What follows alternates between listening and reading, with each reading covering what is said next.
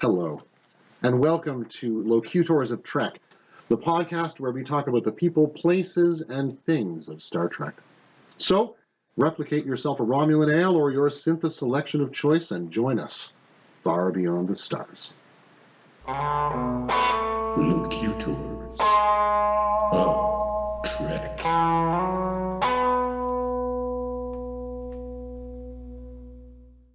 Program initiated. Enter when ready. Greetings. It's me, Dave. And I'm Davan, and we are Plain Simple Tailors. your hosts for this evening. So, last week, we finally achieved an escape trajectory for the time loop we were stuck in. It's good to be free. We said we wouldn't mention it again, but that is the problem of loops. So, And if you're here with us, you have now achieved the second shap. congratulations, many shappy returns. Now, our theme for this week is time travel. While it's fresh in our minds. Indeed.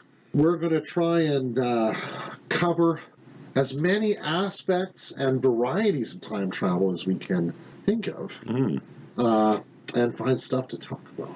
Yeah, well, why I think time travel is a fun topic is it's time travel, Well, yeah. but also the different ways in which Star Trek has gotten around the difficulties of time travel as we understand it with our current understanding of science. Sure. There's some really interesting ways they go about it, and some of them are very close to actual theories, and some are just slight little twists and variations on them. It should be fun to get into, I think. Before we get into our main theme, though, our top 5 one-off characters Ooh. in descending order, or ascending order. So from 5 to 1, or number 5 to number 1. Ascending order. Ascending order. Okay, that's great.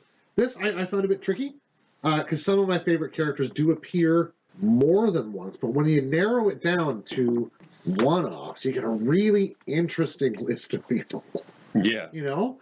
Yeah. And I'm sure I have not, an exhaustive list in my head.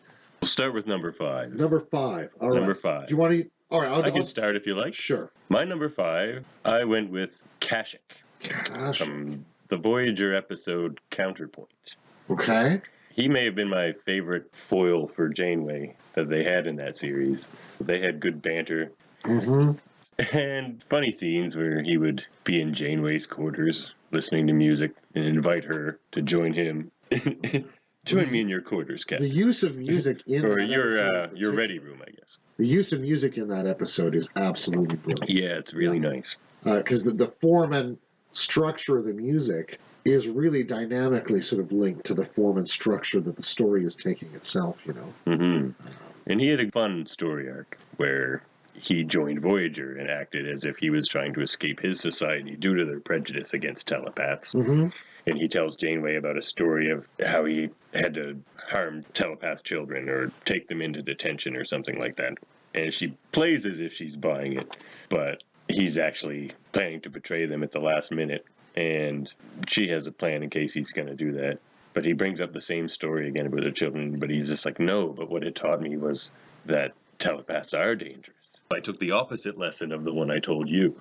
He was an interesting character, and he sort of made that episode. And he just always been very memorable for me, and one of my favorite Voyager episodes. Yeah. Well, he hides by showing up, which is an interesting maneuver, And he does it very well and very charismatically, which, not every actor would have carried the part off as well. Not every member of his species would have played the part as well either, because that character has some really interesting... I forget the actor's name, but he's good. Yeah. Oh, a great, long-running, long-working character actor.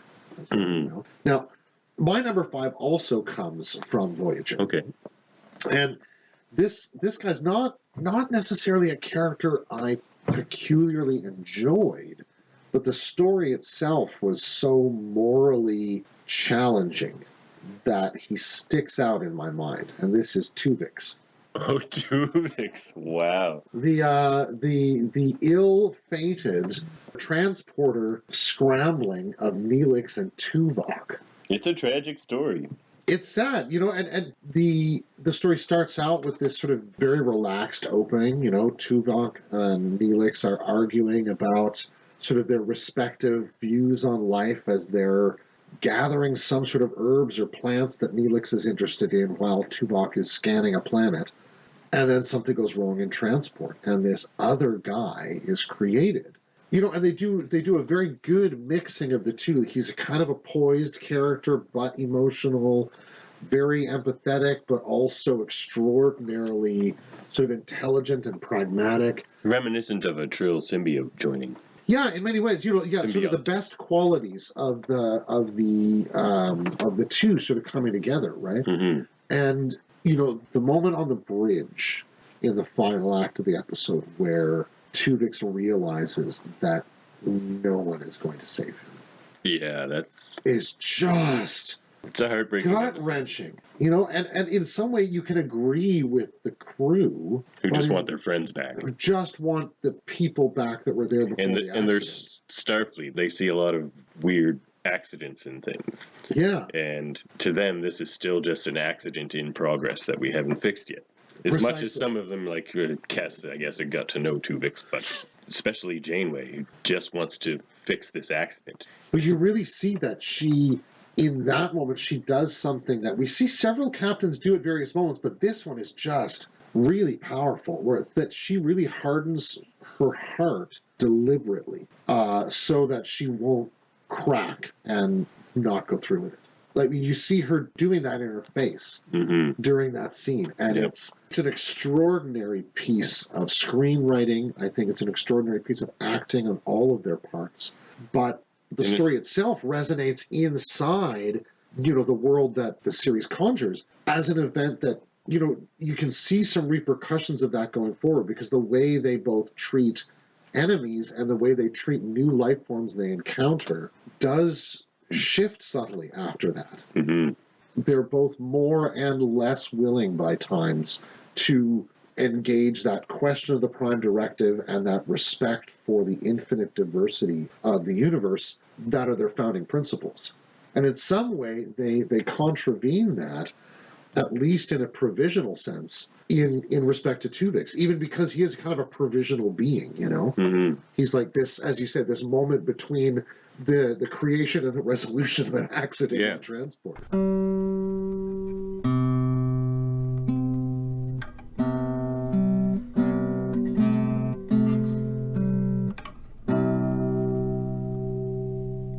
Okay, let's go to number 4.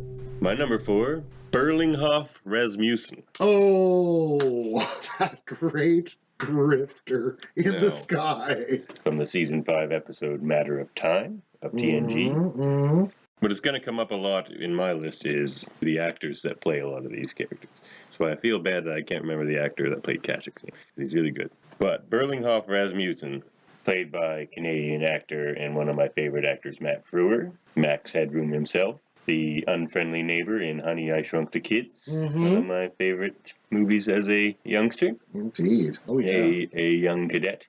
One of the classics. One of the classics of Canadian cinema, that man. But Burlinghoff Rasmussen is claiming to be a historian from the 26th century, and he comes aboard the Enterprise to view a certain moment in history that is about to happen on Panthara.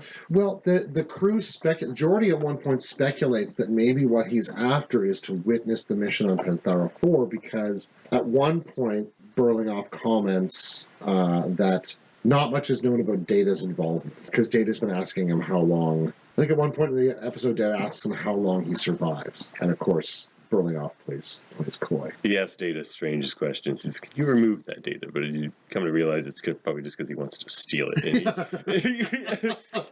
So he's actually a time-traveling thief from the past and not the future. Yeah. Because he's actually from the 22nd century or something like that. Yeah, I think he's from New Jersey. New Jersey. And a time traveler from the 26th century did actually crash land in Jersey, and he stole the ship. Good for him. Managed to find his way to the Enterprise. It's a good place to steal stuff if you can actually get away with it. Sure. Well, and his total glee. When you see him left alone in various moments, it's just like, oh, it's too good to be true. I just love watching Matt Frewer's face, honestly. Burlinghoff Rasmussen. So number 4 for me, I've talked about him before, but he is definitely one of my favorite one-off characters. This is Tam Elbrun. Tam Elbrun. The Beta Z, who from birth was fully developed telepathically, and so has had problems interacting with others because he has both filtering problems and he gets easily emotionally overwhelmed because he accesses. It's like he's always not only just telepathic, but he's always deep scanning, you know, because he sees right into the center of people right off the bat. And he never can't. And it's one of those things that I think, you know, once he sees into you and he can't unsee it, he can never look at anybody the same way anyone else can. His rejoicing at the kind of solitude, but the solitude of the vastness of exploring Tin Man's consciousness, I found a really beautiful kind of requital of this theme of infinite diversity and infinite combinations. Good character, played by the actor who played the mayor on Buffy the Vampire Slayer. Also true, yes. Yeah. Can't remember his name either. That's going to be a theme in this list, actually. People we will not name for you. No, actually, I know the next three. We're doing Okay, all right. All right. Who's your number 4? My number 3. Have you said your number 4 yet? Yes, it was Burlinghoff Rasmussen. Oh, I thought he was your 5. No, that was Kashyyyk. Oh, right, that's right. So, I'm really good at lists, as you can tell. Dave's very good at lists. I'm going to take the reins on this list until we get to number 1. My number 3, played by another actor I really like, a Canadian actor, Stephen McHattie, and that is Vreenak, Senator Vreenak. Vreenak. Oh, yeah. From one of my favorite episodes of Star Trek ever, In the Pale Moonlight. Yeah, yeah. Of all the characters on this list, he's the one that makes me the saddest that we only got to see him once, because Garrick blows him up, of course. Oh, but I mean, if he could have been a character on that season before they blew him up, it would have been amazing. It would have been amazing, because Stephen McHattie played the perfect Romulan. He just has that smile, and you know, he's very angular, and just it works well with the haircut. And it's one of my favorite scenes in all of Deep Space Nine. Is in this episode, they're trying to fool him with a fake holoprogram. Yeah, that the Dominion is going to invade the Romulan Empire, right? Yeah, but it's a fake. Oh, that's the famous line. It's a fake. It's a fake, yeah. But my favorite scene is when he and Cisco are just sitting in Cisco's meeting room, and he's drinking the replicated Romulan ale. And he's talking about how it's a fake. He tastes it, and he's just like, it's an obvious fake. And he doesn't even know they're trying to fake him with the program, obviously, but he's talking about something they're trying to fool him with already. He's trying to fool me with this drink, but it's not real Romulan ale. And then they continue to talk, and he takes another sip, and I think he surprises himself, and he says to Cisco, you know, it really is a good replica. It fooled me for a minute, but only for a minute. And it's the perfect lead up to the final act of that episode. Oh, yeah. Well, you know, that episode, again, kind of like Counterpoint, but maybe to an even more elevated degree, is structurally just about perfect, right? From those moments with the small thing that sort of points to the larger, this Romulan ale that points to this hollow simulation, but also, you know, the way in which, as Cisco is narrating what's going on, you know, he's removing layers of his Starfleet uniform. All of those pieces that visually, gesturally, dynamically, interpersonally sort of cue us that there's this deeper motion happening in this episode that we're just really not aware of until it happens. It's absolutely brilliant. It's an incredible work of art, that episode. Yeah. So my number 3... You know, we're doing a lot of interesting mirroring here. My number 3 is also a Deep Space Nine character. Okay. Who has, for most of his life, resisted the soulless minions of orthodoxy. Elias Geiger. Oh, Geiger. Who wants to entertain your cells and make you immortal. A humanitarian, really. Yeah, from the DS9 episode In the Cards. And, you know, the whole series of trades that Nog makes, you know, are wonderful.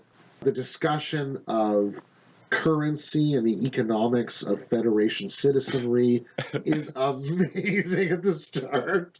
You keep it under your bed? Anyway. It's like, why are you dealing with us? It's like, oh, I found that you weren't working for the soulless minions of Orthodoxy. It's so good. Who are they? Final scene with Wei Yun. When they're negotiating, and Wei Yun is just absolutely buying what Geiger is laying down. He's just beautiful. Oh, I could have watched those two have a conversation for 45 minutes. Oh, It could have man, been the whole episode. Listen, calling on you two to make, just some kind of a YouTube thing in the tradition of Alone Together. Come on, you guys, you can do it. Mm-hmm. Please, Jeffrey Combs. But yeah, Elias Geiger is certainly one of my favorite one-off characters. That's a good one. All right, my number 2, also from Deep Space Nine, what I think is the best episode of the first season, Duet, and that would be Maritza. Oh, yes. Yeah. Or Galdar Heel? No, it was Maritza. Again, another character who disguises by showing up or hides by showing up. Yeah, maybe I have a thing for that premise, I don't know. Yeah. Played by the actor Harris Yulin. Another great character. His changes of personality, his changes of delivery. 1 minute he's crying, 1 minute he's yelling, next minute he's, why am I here? I didn't do anything, I'm just trying to get to Bajor. From one scene to the next, he's just a completely different person. It just sticks with you. Incredible episode and incredible performance, and his chemistry on screen with Kira. Mm-hmm. Well, and with Cisco, for that matter, and too. with Cisco. Cisco's got some great moments in that episode. Mm-hmm. And his scene at the end, where he just finally comes clean and he breaks down and he's crying and how guilty he feels just because he was there and he allowed himself to be there and not do anything to stop it. And it was the first episode and first time Kira ever had sympathy, I think, for a Cardassian. But it's the first episode that really shows some complexities in the Cardassians, not just as villains, but or at least as far as the occupation force. And I think if she hadn't had that experience with Maritza Darheal, some of her other very profound encounters with Cardassians later on, I think, would have been completely impossible. Like you're right, he really moved something in her that can't go backwards after that. So we're on our number 2 dudes now? Number 2. Okay, great. I've kept track of this brilliantly. So my number 2 guy is also a DS9 character from the episode The Magnificent Ferengi. Okay. Eliminator Lek. Oh my god, Eliminator Lek. I love Eliminator Lek so much. I don't care for Latinum. He's not like other Ferengi. I'll bet you it's Eliminator Lek is the reason the Ferengi showed up the way they did in Enterprise. He just opens a door in the Ferengi presentation that's just very different. But there's not much that cracks me up more than seeing those Ferengi running up and down the passages of Empok Nor. Everybody back to the airlock. Oh, man. No, we don't need anybody eliminated. Then why did you call an eliminator? What a great line. There's another wonderful appearance by Jeffrey Combs as Liquidator Brunt as well. Of course. Yeah. And a lot of great reoccurring characters. I really like Cousin Gala as well. Oh, yeah. And Moogie. Moogie. And that episode also has Iggy Pop as a Vorta. Oh, that's true. Yeah. Okay, I guess that brings us to number 1. Yeah. Well, mine is from a movie, and again, played by one of my favorite actresses, if not my favorite actress. That's Lily from First Contact, played by Alfre Woodard. Yeah, what a great character. Really funny, great foil for Picard. That scene in the observation lounge between them is awesome. Yeah, you broke your little ships. Yeah. They just made fun of him, basically. He just has this big dramatic moment. Picard finally yelled and broke something. Exactly. Starting a long line of Jean-Luc Picard takedowns to become an art form in his own series. It's true. But oh, man. That's my favorite of the TNG movies, and I just always loved her character. Cochrane's great. There's a lot of great characters in that movie, but... Yeah. Oh, and of course the classic, we're not members of the Eastern Coalition. Bullshit! Like, that's not very reasonable. And some diplomacy here. Would you like to negotiate a bilateral trade? Can't hear beneath Momo Dad. You see, we're from the future. So my number 1 all-time favorite one-off character is played by a quite experienced Star Trek actor, but this, I think, was his first appearance. The great Mark Leonard. as Romulan captain in the Balance of Terror. That is a good one. In another time, Kirk. It's a nice deep cut, Dave. Oh, God. One of my favorite episodes in any Trek series is the Balance of Terror. It's just brilliant. What a great role to get to play, too, in a single guest role. Oh, it's so full. And it says so much about this foe that has been, deliberately left enigmatic for much of Trek's sort of progress, right? When he talks to his sub-commander about this this being sort of the nth war they've been involved in. That they were in wars way out the other direction for a long time, and now they're on this side. The way in which it sort of translates submarine combat and that genre of films, which was really popular, especially... It's The Hunt for Red October. Yeah, and I forget what it was riffing on, but it's a classic submarine movie that had come out a few years earlier. The Enemy Beneath. Oh, yes, thank you. But they translate it into the logic of sort of the free fall of space. It just, the use of the comet and everything, it's just a brilliant piece of science fiction, taking itself seriously, but not sort of getting bogged down, right? It's got great pace, it's got great action, it's got tremendous suspense, a lovely nod to the insanity of nuclear weapons in the center of the episode. It's just, the whole thing is just a tight run thing from start to finish. So what you're saying is Sarek is not your favorite Mark Leonard role in Star Trek? Sarek's not a one-off. I was trying to trap you there. Trying to get a hot take. Gotcha.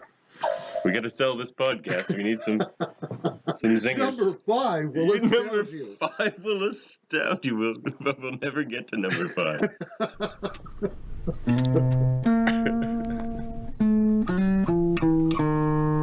Well, that was a fun list. Indeed.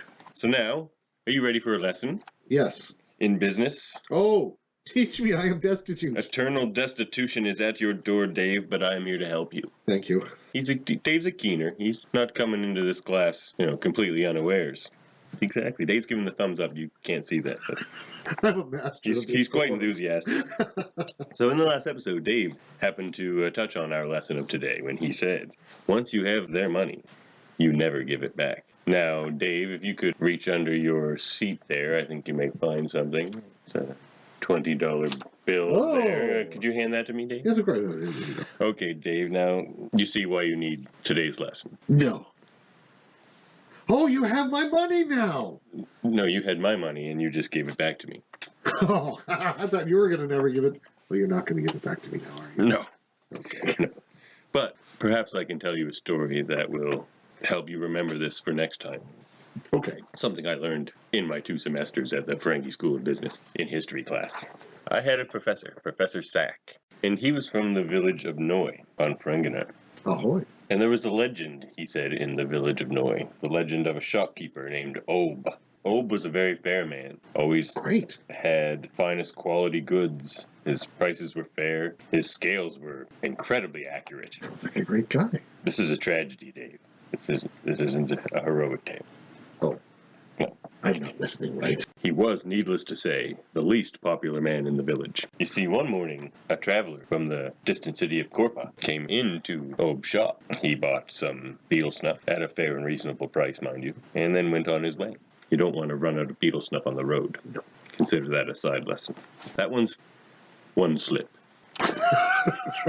You almost said free there. Shh. I'm giving the lessons here.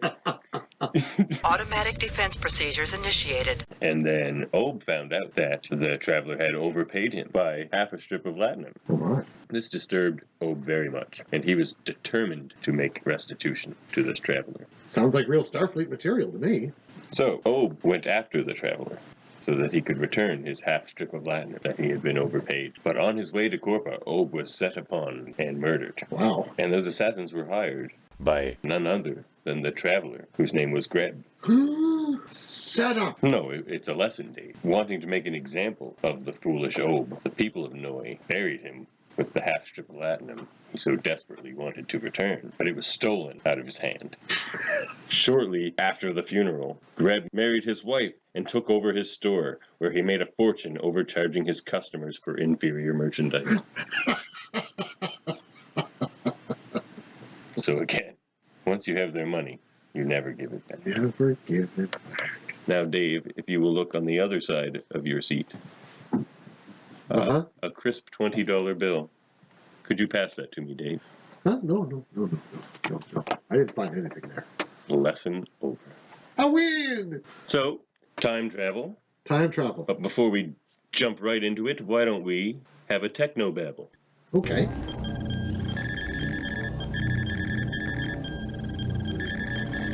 Okay, so time travel, before we get into the Star Trek interpretations of it, why don't we talk about the science of time travel?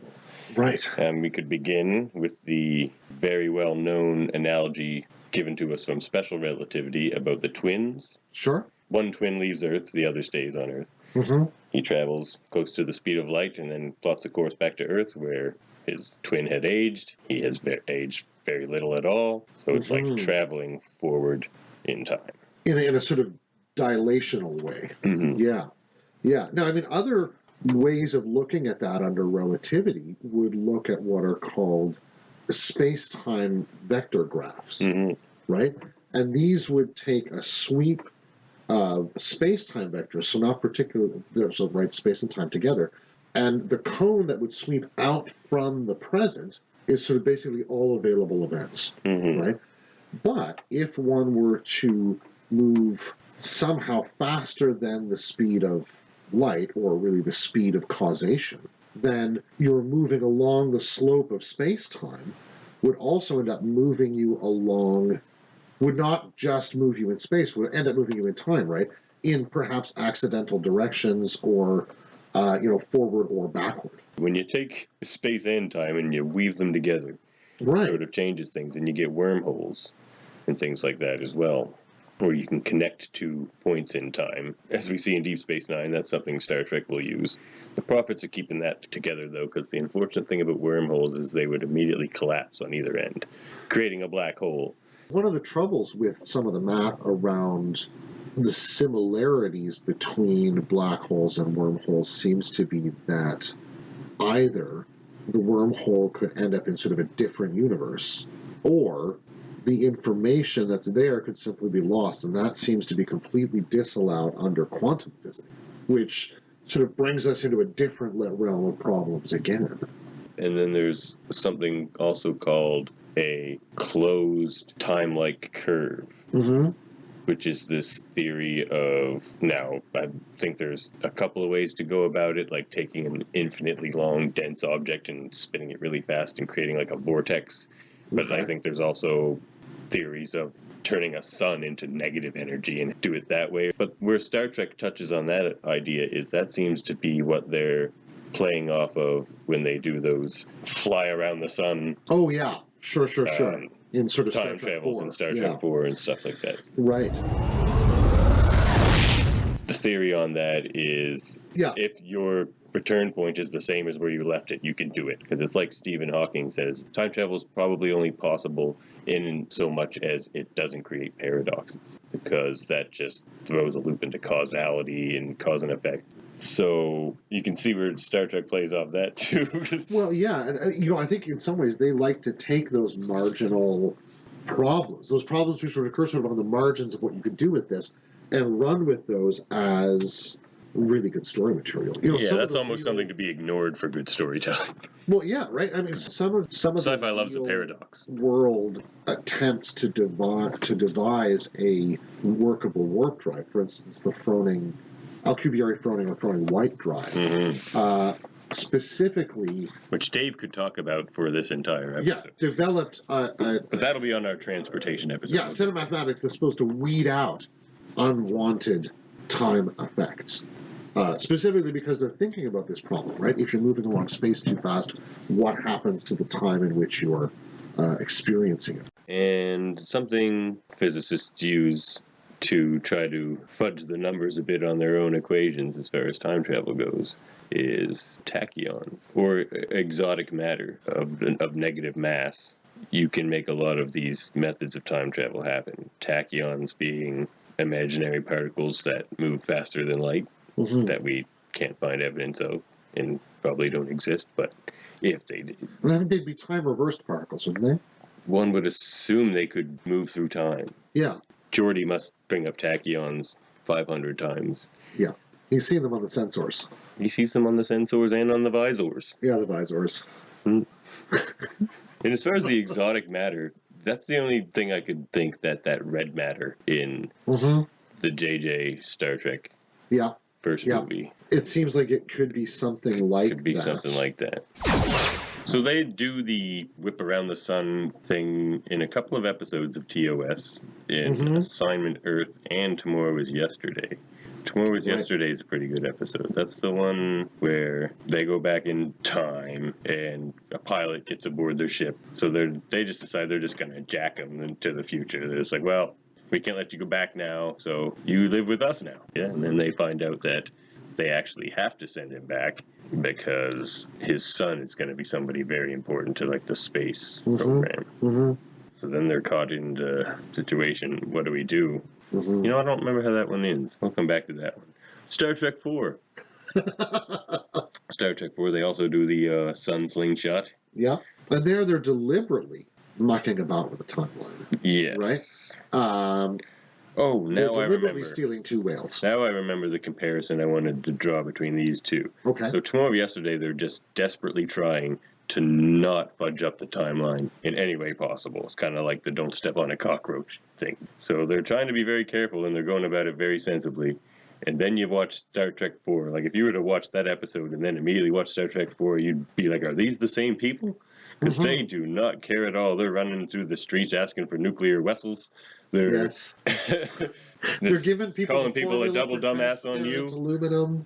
Yeah, giving away transparent aluminum, which Scotty has the best response ever, which is, how do we know he didn't invent the thing? Meaning, like, wink, wink. He's obviously now going to be the guy who invented the thing. And, you know, you and I knew he was always that guy. And it's, they are altogether reckless and crazy in that movie. It makes for good comedy, and I think the point of those scenes is that it was a more lighthearted comedic take on what was going on. I love that. Yeah, it doesn't lend itself well to a sort of rigorous Starfleet view of what's going on.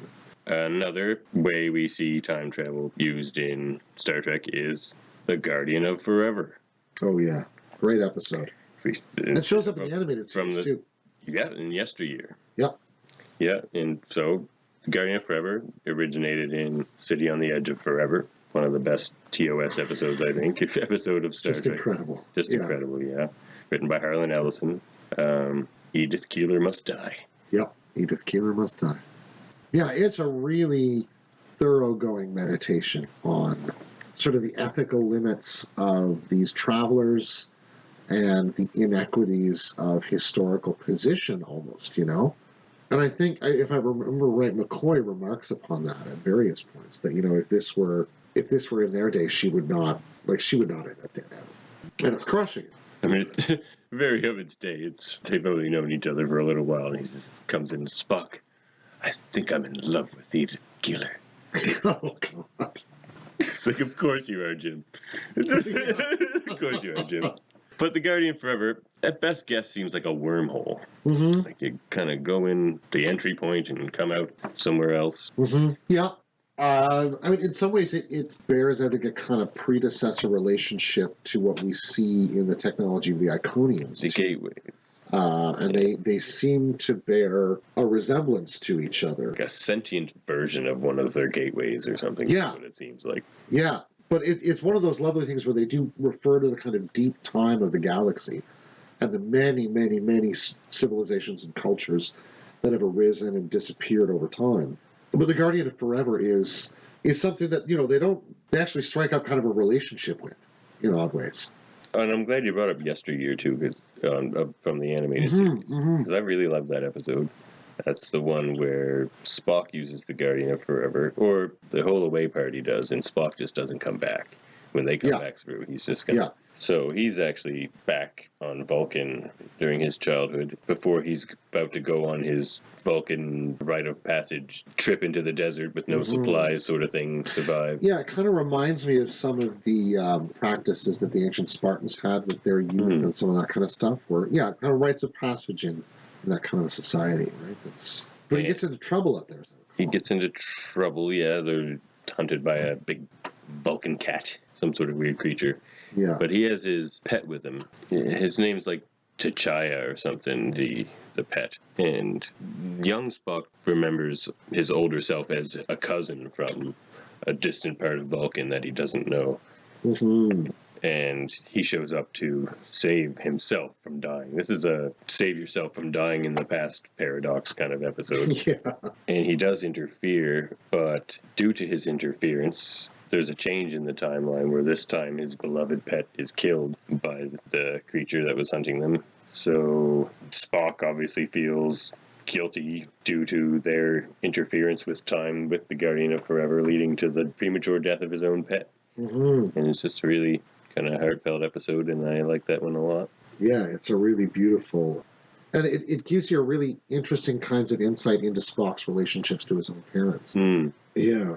And most recently, the Guardian of Forever comes up in Discovery, which I won't say too much because Dave hasn't gotten that far yet. This is the newest season, is it? Yes, this is the newest season. But suffice it to say, there's been a slight evolution in the Guardian of Forever, where, as we were saying, it's like a sort of a sentient gateway. It sort of evolves on that idea a little bit. Oh, I'll be interested to see what kind of twist that is. Yeah, I'll say no more, but... Say no more, not as good as a wink to a blind bat. Now, another different approach to a time travel episode is deliberately trying to change the present, such as in yesterday's Enterprise, where, due to the time travel event in the first place, it sets the timeline different and things are a lot worse for the Federation, but they're actively taking the stance that they are going to try to alter the past to affect their own present. Which is certainly not something you often see a Starfleet captain make such a decision. True. And I don't think it's easily arrived at either. Yeah, yesterday's Enterprise sticks out. It's revealing in a couple of ways. It reveals things about Guinan that we hadn't known before, and that very mysterious El-Arian species that she comes from. Another wormhole situation, I believe. Yeah. The decision to put Tasha Yar on that ship to me is really fascinating because there's no reason for her to go with them other than her own desire and her knowledge that in the other timeline she's not there. That kind of sort of multi-temporal awareness or intuition that Guinan seems to have is part of what pulls them through that. But it's almost like this perspective that's slightly out of time or slightly beyond time in some sense, and points to a real depth in their perception of reality that is probably very difficult to communicate to human beings. Time's Arrow. It's a time travel episode. It is. Another great one with Guinan in it. Mm-hmm. A good two-parter. That was a season ender, season beginner, wasn't it? Was that 6 into 7 or 5 into 6 maybe in TNG? Yeah, I think 6 into 7 maybe. Mm-hmm. But yeah, we get Sam Clemens. Oh yeah. Mm-hmm. Yeah. Good old Mark Twain. Mark Alimo playing a poker hustler. Oh yeah. Another one of those great repeat shower uppers on Star Trek. Like I'll give you $3 for it. I liked the sort of conceit of the episode that these are sort of metaphysical. They find Data's head. Creatures. That's where it all kind of kicks off. They find Data's head in a cave. Yeah. They're like, it's been here for hundreds of years. Well, he's also up on the ship. How does this work? And his head catches up to them, right? Yeah, it happens. Yeah. Yep. Which I really like. So ultimately, there's only one Data head. Yeah. But for a very brief time, in 2369 or 2368, there are 2 Data heads. Yeah. Data heads show up everywhere, as we've seen in Star Trek Nemesis as well. Well, that's also true. Yeah. Sometimes in a drawer. Washed up on a beach. Good old Data heads. Good old beach Data heads. Yeah. Just got gulped of them around the back. It also just goes to show you how old El-Orians can get, and Guinan's pre-interest in Earth. Yeah. She was there a long time ago. Well, if she was there in the 19th century, she's at least 500 years old. And Guinan does not look like she's anybody's fool in the 19th century either. She's clearly got a spaceship stashed somewhere. Yeah, so she's probably another 100 years old. One imagines, yeah. I mean, who knows how long it's actually been around. And what kind of a perspective that would give her on relationship, friendship. When she says that she and Picard go beyond friendship. It makes you wonder not just where they met, but when. Yeah. Like, under what circumstances did they come into Picard go back in time? Yeah. I think there's a book that covers that, actually. Oh, is there? I haven't read that. Yeah, I think so. Me neither. Perhaps we'll read it and review it one day. Ooh. We'll review that Deep Space Nine Too Long a Sacrifice comic at the end of the episode today. So as not to spoil it for anyone who hasn't read it yet, you can just stop listening to us. You can enjoy the rest of this episode and just stop listening to us before the review. Yeah, don't stop listening now. No, don't stop listening now. We're going to talk about time loops because we have a particular expertise in time loops. Star Trek does too. Yeah. Cause and effect. Oh, yeah. Yeah. Ship goes splody a few times. It's all about Data's pips on his collar or something, isn't it, in the end? No, the pips on Riker's collar. They put the number 3 into his mind. And because everyone on the bridge made a suggestion. He's like, the 3 made me think that it was Commander Riker's suggestion we should follow. Because every other time they didn't, because Commander Riker doesn't always have the best ideas on the bridge. That's true. He's just more of the, I never heard of that kind of guy on the bridge sometimes. So Data always interjected every time. It's just like, no, but if I do this, we might be able to get out of the way just in time. Yeah. Splody splodes. That also shows, has Kelsey Grammer in it. I think that episode does somehow. Oh, is he the cause of the time loop? Is that the one with that ship? Yeah, I think so, because they've experienced a problem, and I think it's destabilizing time around. Because they were also caught in a time loop. Yeah, so their exiting from it, I think, keeps destroying the Enterprise. Because they come out and smash into each other again and again and again and again, right? I read a comic that has a short story in it that is just about him coping with now being in the future. Kelsey really? Yeah. That'd be interesting. It's an interesting little story. Because they've come from... He's not taking it well. They've come from quite a while back, haven't they? Yeah. Kirk's time, I think, or maybe I think before. So. They're in a Miranda-class ship, I remember that. And then another time loop episode is Visionary, where the Chief is caught in a time loop, or he's what essentially ends up amounting to a time loop, where he's sort of time displaced. It's not the same event happening over and over again, at least as far as he's concerned. It's the same events happening, but he's not caught in the same set of actions each time, and he's remembering each one and trying to solve the mystery of how to stop this event from happening. And then he has to watch another time-displaced version of himself die. Tell Keiko I love. Very sad. Oh, yeah. More of a time shift, that one, than a loop. Well, I mean, the looping is his experience of, that sort of displacement as a continuous back and forth. And in that sense, his sort of back and forth there almost mirrors the way we see Picard moving around through time in All Good Things. There's a kind of resemblance there for me. I do need to correct myself. I apologize. Kelsey Grammer did show up as Captain Morgan Bateson, but he's showing up on the USS Bozeman, a Soyuz class. Oh, it's Soyuz class, not a Miranda. I apologize. That's my oversight there. For you Miranda fans out there, we deeply apologize. I do love Miranda. I like the Miranda class myself. Miranda fans too. No problem. We do. Good. Soyuz, nice too. Nice ships. We'll get into the ships more in another episode as well. Underslung nacelles are just a little good thing. All good things. Oh yeah, all good things.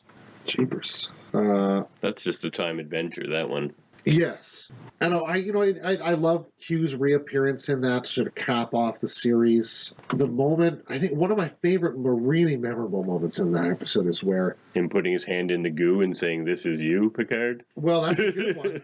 But the moment that there's, I think it's a great big Klingon ship coming this way, maybe a Vorchak class, and then the Enterprise with that huge sort of almost like spinal mount phaser lance thing under the bottom of it comes up from beneath and just shoots through. And I thought, thank you. Perfect. Now you're sort of positioning these things not just on a plane with each other, but showing that they're really the freedom of movement that you could get in the free fall of vacuum is really, really cool. Yeah. Something they started to show a bit more of in the ship scenes in Deep Space Nine. Yep.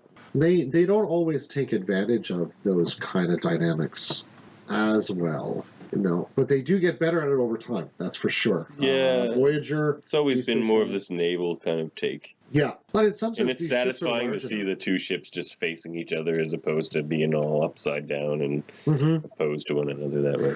I can see a certain psychological realism there too. That ultimately you kind of you point yourselves at each other. You kind of would. You'd want to establish some up and down or something like that, right? If you could visually sort of establish an up and down about another ship.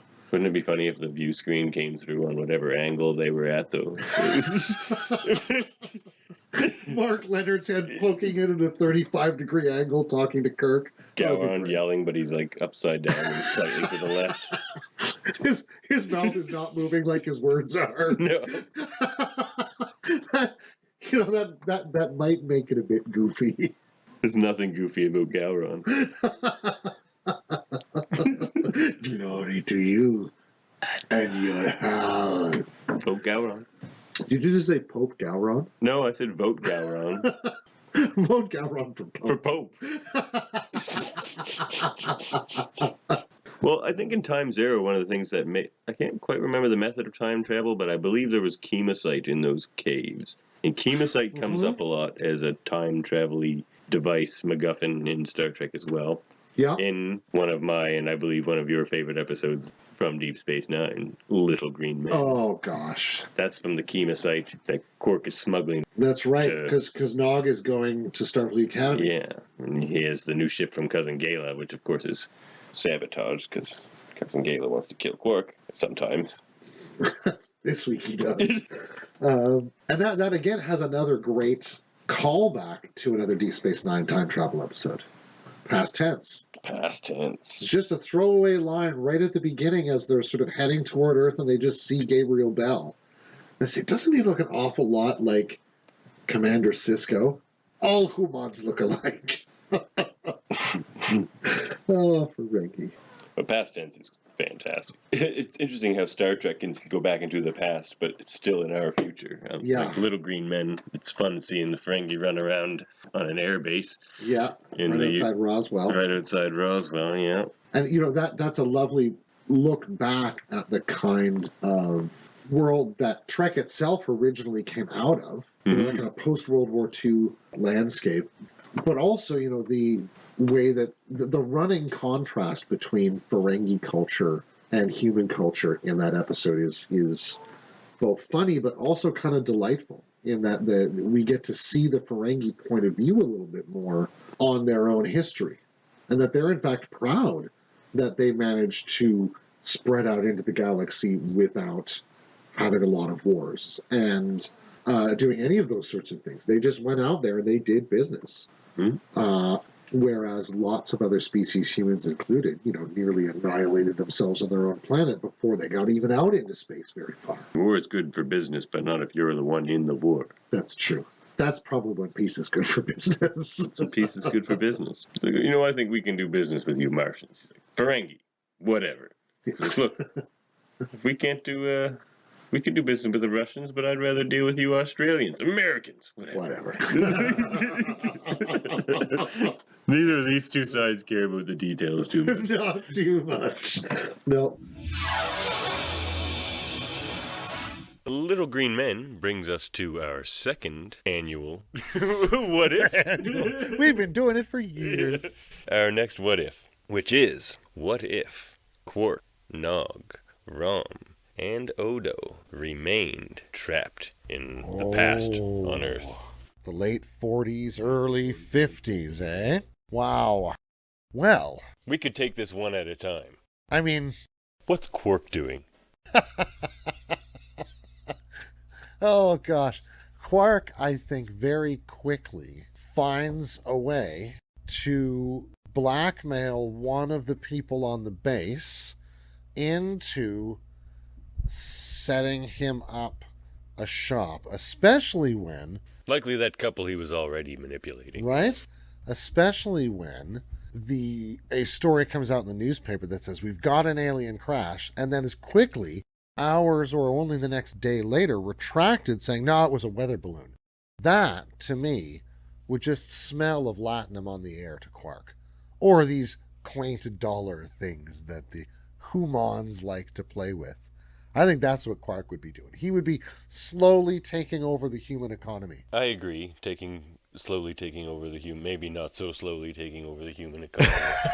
Like, he's already got his eye on cigarettes, like in tobacco. He's in it for the umaks. And, he'll find a way to keep the heat off tobacco for a lot longer, too. No big warnings on the packs or anything. Shining lights and flashing noises. It'll be great. Yeah, and then I think Quark would probably get into oil. Oh, yeah. The stock market. It'd probably be called the Quark market. The securities and Quark exchange. Securities.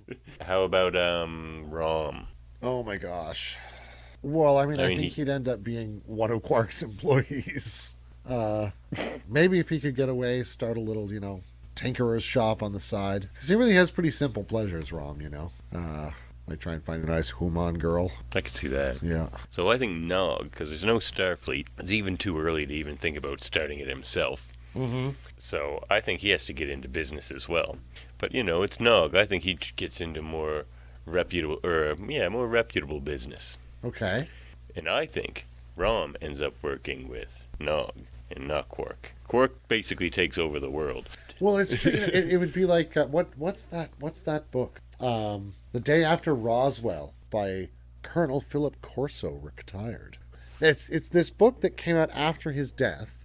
Now he was a highly decorated military officer and had been important in post-war Italy as a liaison with the Pope, in Rome, and had done various military intelligence and all sorts of other things. After the war, ends up at a number of bases, both in the U.S. and in Germany, but the book he writes, The Day After Roswell, really concerns this period he writes about between 1961 and 63, where his job under a General Trudeau is to farm out to industrial developers in the American marketplace pieces of technology that were trying to be reverse engineered from the craft that was recovered at Roswell. And so this is what he writes about. It's I don't think it's ever not been an uncontroversial book since it was published, because it has claims that people find frankly difficult to accept, and the whole thing flirts with such profound histories of misinformation and disinformation, of sort of secrecies and lies and speculation and all that stuff, that it's one of those places that straddles the line between knowability and falsifiability, where there's anything really to grasp there. But I wonder if Quark wouldn't have gotten basically into that business himself, because for Corso, the aliens they find, or the drone things they find, are already deceased or soon are deceased. If the alien sticks around and decides, with an advanced knowledge of interstellar finance, to begin messing with your market economics, there's not much you're going to be able to do about that in the short term, right? He's got a computer on that thing and you don't. So, I suppose the remaining question might be, what about Odo? See, that's the boring one, I think. He just leaves and tries to find the Great Link. You think so? He can fly off into space whenever he wants. Well, he follows Quark around and spies on him and tries to govern Quark until he gets bored of it. Yeah, and then he goes and finds the Great Link. I suppose eventually he'll figure out how to turn into something that can leave orbit, won't he? Oh yeah, shape change into a rocket ship. That's true. Or, he could shape change himself onto one of the earlier spacecraft or something to get himself. Oh, that's true. We're missing a food packet, guys. Where did that thing go? Oh, yeah. That'd be quite something. All hail the great Quark. Yeah, human history would be profoundly different. It's so fun. Yeah, indeed. Dabo! You might just conquer the world with Dabo, honestly. Yeah, maybe. Oh, he's in a casino game for sure. Quark in Las Vegas. Hey, Pally. Oh, Quark Vegas? Quark Negus? New Quarksville. United States of Quark. United, that sounds like a union. That's true. The conglomerate states of Quark. Incorporated states of Quark. There we That's go. It. And LLC. that's the perfect place to end this what if. Past tense takes us into actually our near present future. Like they're set in What was it? 2022. Yeah. How are those sanctuary districts coming along? yeah, no kidding, eh? Here the construction's been underway for a few years. Massive unemployment and all sorts of things happening here, and then that's the situation in past tense, right? A situation of massive unemployment following economic collapse and an unwillingness to make the changes to improve the situation when it's easier to just put the problem behind a wall. Yeah, those any words in those phrases are pretty pertinent right now, and that's a really. To me, it's eerie that as we approach the year in which past tense is set, we only ever more closely resemble that situation, even more than in, 2000 when it came out. 20 years later, we're a hell of a lot closer to it than we thought we would be. Unfortunately, one of the many predictive episodes and aspects of Star Trek. Yeah. They've done it before and they'll do it again. Yeah, it's true. Time doesn't have a non-dynamic relationship to that show. Also, it's Clint Howard. That's true. Clint Howard. He shows up in Star Trek a lot. Plays the Ferengi in Enterprise. Yeah. Plays the little kid that drinks the Tranya. Oh, yeah, that's true. in the TOS. Yeah, that's true. He's been associated with Trek for an awful long time. Has a great role in that episode, though. Yeah, it's pretty funny. You're one of the good aliens. Gotta watch out for those bad aliens. They'll suck your brains right out your ears. They weren't just putting the unemployed behind the walls. Like, they were putting the people with mental illness into the sanctuary districts. Yeah. And which we disproportionately do in prisons today. Yeah. Since we have very little in the way of adequate mental health strategies available to us at a sort of, government policy level. Mind you, Starfleet has random counselors on their ships, so I don't know how much mental health has really grown that much in that time. Maybe that more reflects our own sense of being at a loss as to what to do with that and what they'll do with it in the future, Trials and tribulations.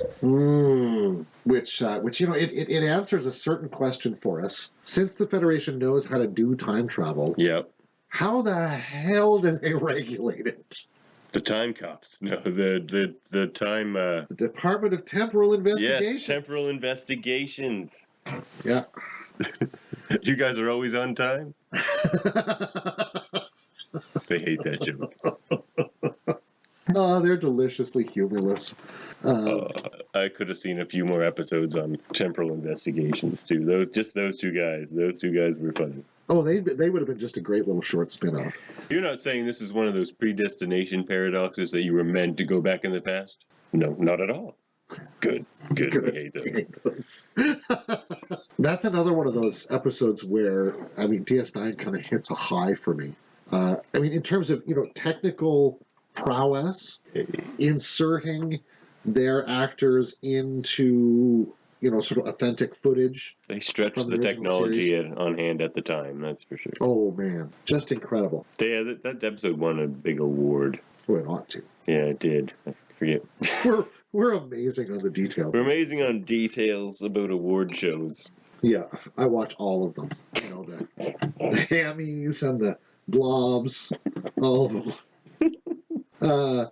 Trials and Tribulations, though, is it's one of those whimsical episodes that DS9 occasionally would come up with, but really allows them to just sort of play with a cast that by that point had become so good at working together that you could just sort of give them sandwich meat and they would make an excellent piece of TV out of it. It's true. And I'm not saying that the script for Trials and Tribulations is sandwich meat. I just mean that given basically any material. No, there were a lot of tribbles. They could have made a lot of sandwiches. That's true. I always wondered what tribble tasted like. Chicken? The chicken of the space. The Klingons probably just don't like the taste of tribble. They had a great galactic war against the tribbles, didn't they? Many a hero was sung about after that great campaign to the tribble whole world. And honestly, it's one of those great Star Trek jokes. That the Many Klingons just have honorable this, deeds were done that day. insane killing rage about basically Furbies.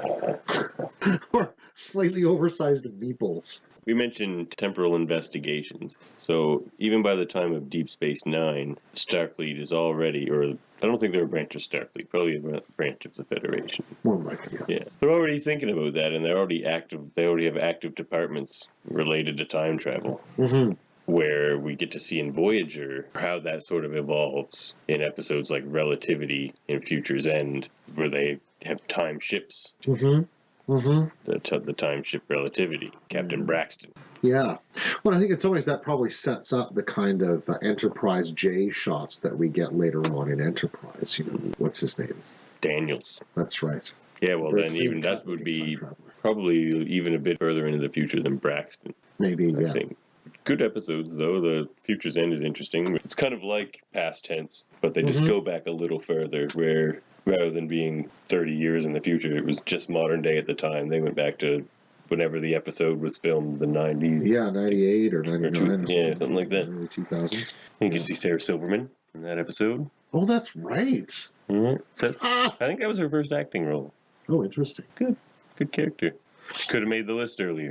That's true. One-off characters. That's true. Voyager does an enormous amount of stuff with time. I mean, that's something to put out there right off the bat. You know, the number of time loops that they ran into, or temporal singularities, or quantum singularities that put them in a time loop. Like they say in those episodes, she's a menace. Like the most infractions since Kirk. Surprised those two never crossed paths time hopping. That's true. Oh, Kirk. Oh, yeah, I met him back in 2073. That's right. We were both on Milk and Brook.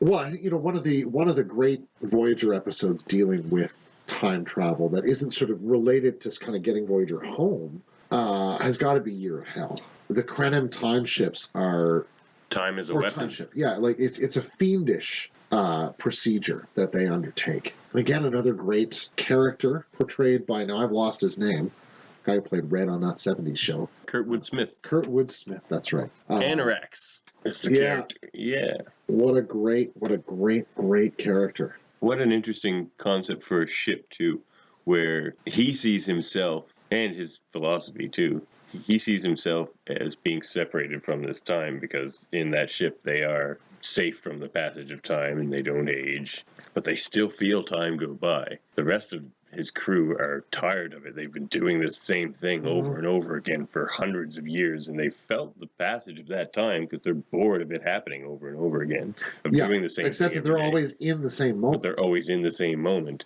Yeah, so they're not aging. They're not aging. They're just living. Maybe. Or, maybe they're sort of undead at that point. But their consciousness is at least repeating tasks over and over again, enough to make them tired of it.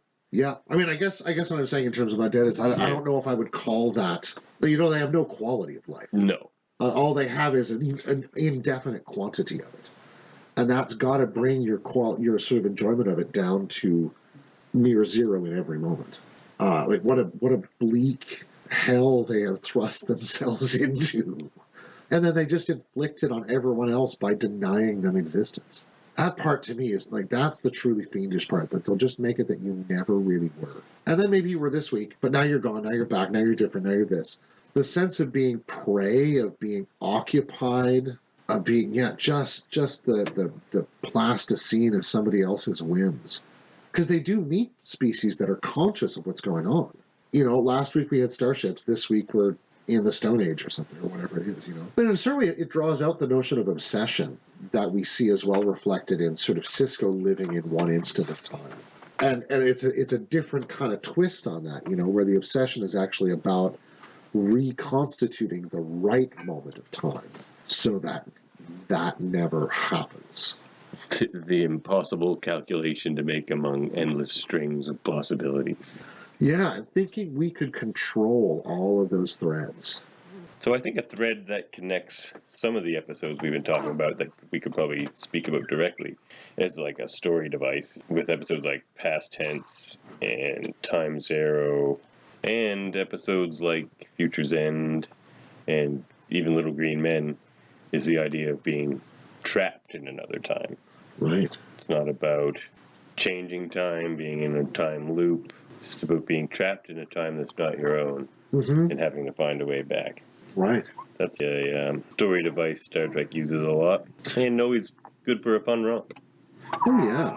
And, you know, I think you could probably, pick out episodes from almost every series where that's the case. Whether, again, it's Spock being trapped in his own lifetime and having to find some way to save himself in order to get back to the real world, in a way, or the present that he knows, in yesteryear, or whether it's, even this most recent season of Discovery being thrown 900 years into the future, which is, it's an interesting direction for Trek to go in, because we haven't done a whole lot of going to that. We've had lots of folks from the future in everything from Captain's Holiday to, all of the episodes we've already talked about. Burlinghoff Rasmussen. But we've had very few trips to the future. And in that sense, they're doing a kind of opposite move here. Which is interesting, considering it's, at least in theory, more physically possible to do future time travel than it is to travel into the past. But I guess that's probably why it's not as interesting for storytelling either. Well, true, and I suppose why you'd pick such a large jump as well. Right? And of course, you can pick a setting that's known, and rather than have to invent one.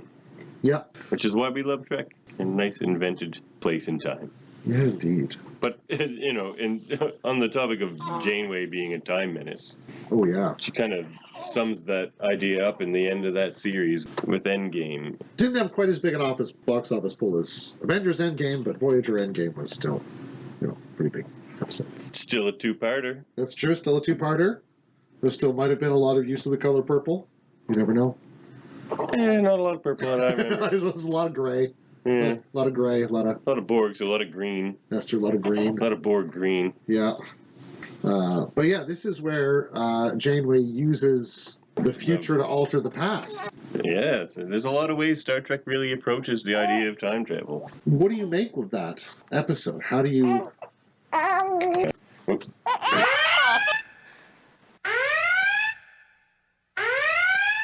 She reset the entire history of the Federation, essentially. Yep. I mean, for better or worse. That wasn't clear. Well, they don't seem to... Better for Tuvok. I mean, better for certain individuals, but as far as overall, it's hard to tell as far as like a yesterday's Enterprise kind of scenario. How overarching were the effects and... Well, and it's the other thing we don't see on the other side of that is whatever after effects there may have been for the crew. I mean, who knows? Being the last episode. Yeah, I mean, who knows whether Janeway didn't get court-martialed and drummed out of Starfleet. For the actions of her future self? Or for accepting the help from her future self. Mm. I think that would be my angle as a Starfleet JAG officer, if I were going to go that way. That she willingly accepted and became complicit in breaches of the... whatever. The time directive? Yes, the temporal prime. The time directive, we'll say. They'll need to find some sort of time lords to make this... Oh, they fell into the wrong thing. Well, Starfleet eventually does become Time Lords, as we see in Enterprise. That's true. With Cold Front and Storm Front. Yeah. Yeah. We got the temporal Cold War at first in Cold Front, where there are some, sneaky spies jumping around. Mm-hmm. But no all-out conflict in the Anorak sense. Yeah. But Stormfront just... Stormfront, we have that. We have... cracks it wide open. We have Time War. Yeah. I mean, that could be a whole other subtopic on this podcast, would be Trek's various uses of Nazis. Well, I think that's bringing us to the end of our time travel journey through the history of Star Trek. That's right. Brings us up to present. Guess it's a good time to do our spoiler-filled review of Deep Space Nine comic from IDW. Yeah, aptly named Too Long a Sacrifice. Too Long a Sacrifice. The release of this comic wasn't a coincidence. That came out shortly after the death of Reneo Bourgeois. Indeed. As this is an Odo-centric story. Oh, it's a great story. I think this would have made one of the great DS9 episodes had it been filmed. I think it would have been a fantastic episode as well. Yeah, it's the story hinges around that sort of seminal moment, right? Sort of set somewhere, I'm guessing, in around season 6, where the Federation is on their back foot, the 10th Fleet has been caught out of position, and the Dominion has been able to assault and conquer Beta Z. Mm-hmm. And that planet is now under full occupation by the Cardassians, who are building a Terok Norse style station above the planet to harvest its natural resources. And through the original the original character for these stories, who muses on it, who is a Beta Z, Betazoid, sorry, operative of the Federation Security Service, Federation Investigative Service, they're actually called. And he comes in to assist Odo, who's having trouble in an investigation of various murders that have occurred at the station, which begin when Garrick and Bashir are having lunch at a restaurant on the promenade. Mm-hmm. There's an explosion, a number of people are killed. Bashir and Garrick themselves are quite badly wounded. The restaurant is destroyed, and this sets in motion a chain of events that leaves bodies all over the station, and there's a mystery afoot. Indeed, the game is afoot. Mm-hmm. Ferengi dying all over the place. Ferengi dying, yeah. So all these different governments of the different victims of the explosion are very anxious for details, and they're hassling Cisco, who's hassling Odo for details. And as we know, Odo doesn't like to work in tandem. He likes to do his own thing, so he has to work with this Betazoid guy. Yeah,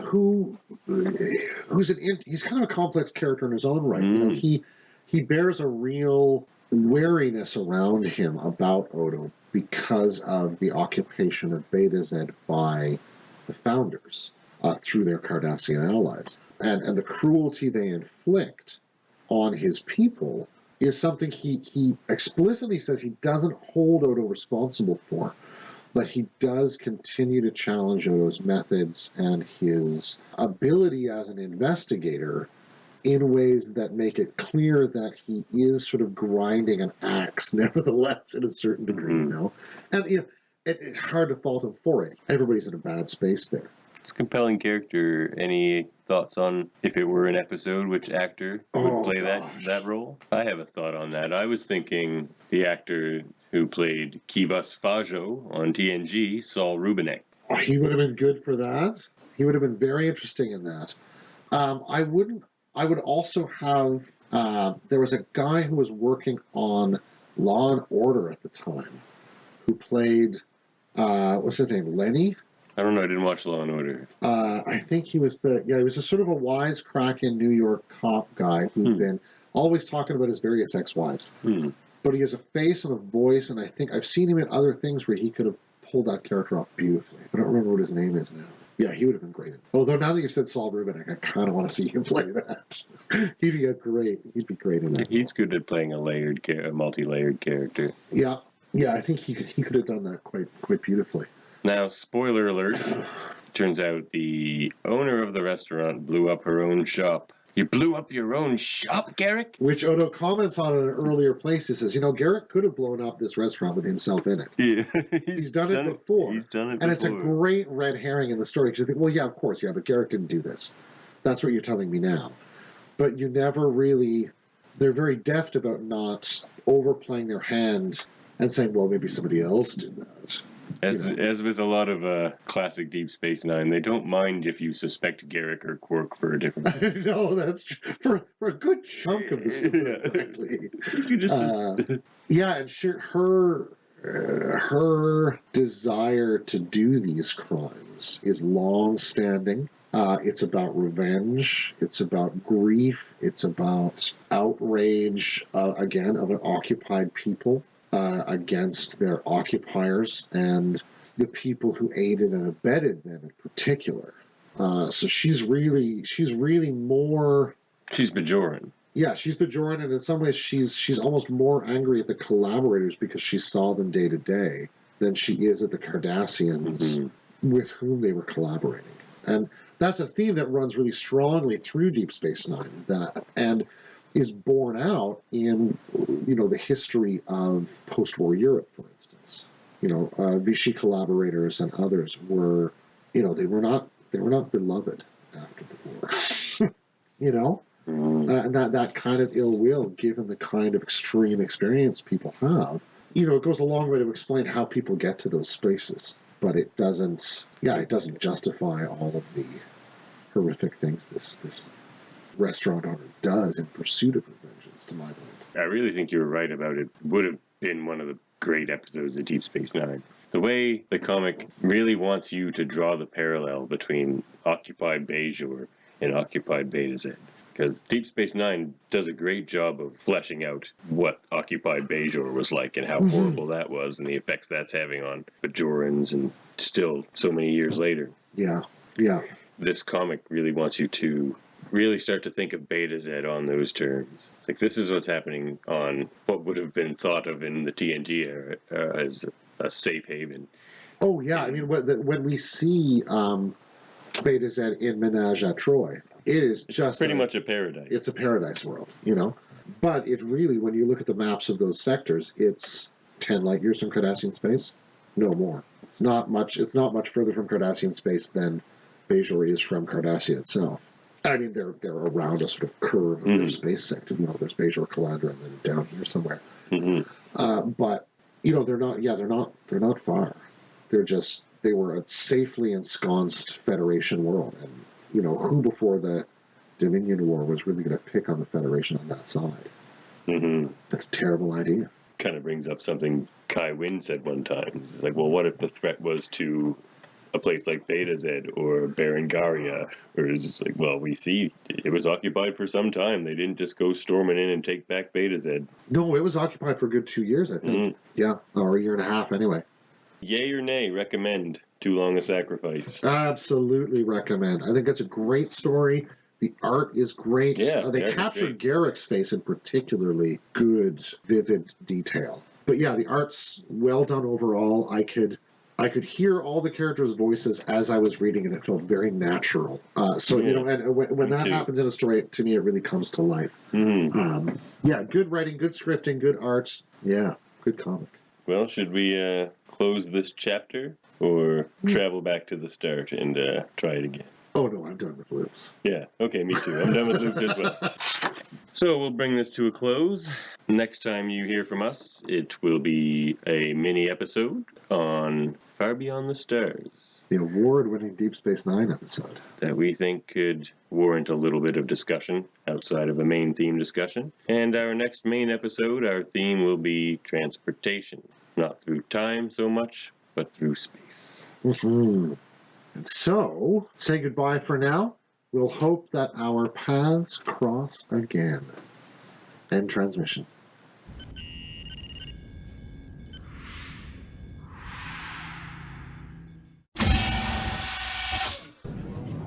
Do you think it's possible Vic doesn't like us? You think so? I mean, he called us pallies. Calls everybody Pally. That's true. I mean, it's because he asked us to leave. Well, he skipped the jam.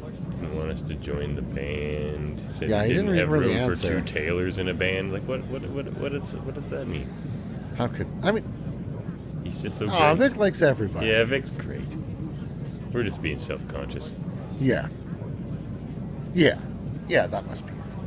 Maybe he wants to jam next week. There's only one way to find out.